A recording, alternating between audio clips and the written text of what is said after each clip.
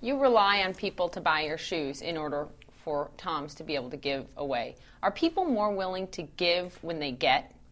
You know, I think that the thing about Toms that's very unique is you're buying a $45 pair of shoes that you really want. You know, they're fashionable, they're comfortable, they're well priced, and you know that you're helping a child get a pair of shoes.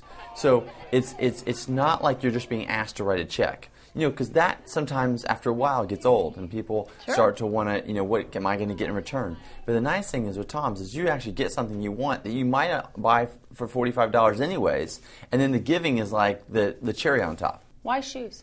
Well, it's funny. People ask me why shoes all the time, and because there's so many problems in the world, and specifically in health. So I always say I didn't choose shoes. Shoes chose me. I mean, I was in Argentina, you know, on vacation. I mean, I was playing polo, of all things. I mean, so I wasn't there like looking for a charity to get attached to or a nonprofit to work with, and that's not where my mind was. But when I met these kids that didn't have shoes, a basic element that they needed to go to school or protect their feet, then it was more of a spontaneous response of just wanting to help them. And so why the model of a profitable business and a very charitable one? Okay, so when I was in Argentina originally, I met a volunteer group that they were focused on giving shoes to children.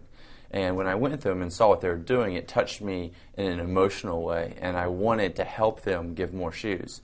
At that stage of my life, I could have written a check into the charity, and that would have provided more shoes to the kids. Sure. But I didn't want to do something that just kind of felt good for me and just did something once.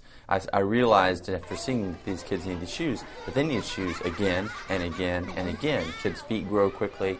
So there had to be a way to give them in a more responsible and I would say more sustainable way, because I knew if I could start a shoe company where every time we sold a pair we would give a pair away, then the selling would continue to sustain the giving, and it would have a much larger impact over a long period of time. 600,000 pairs or so given away so far, and there has to be the question of where do you give them? Because I know you go on a lot of these trips. Absolutely. I mean, you're on the ground. Yeah. Where's the most need right now? Where can you make the biggest impact? I actually saw President Clinton at a dinner in Los Angeles maybe 2 months ago. He came up to me and said, "Blake, we got this list. They need shoes. How many shoes can you give?" And so we're going to be giving hundreds of thousands of shoes over the next few months in Haiti. What's your focus going to be in Haiti to really make a difference? And as you said, not just write a check or give a bunch of stuff. This is the first time we've done any disaster relief. Most of our shoes are given away in Ethiopia, South Africa, Argentina, Guatemala. We give for a great deworming project. But with Haiti, we're committed and we're excited about this partnership because we can not only give hundreds of thousands of shoes now, but we can really have Haiti as a partner, and we can hopefully be part of the rebuilding process for the next 10 or 15 years.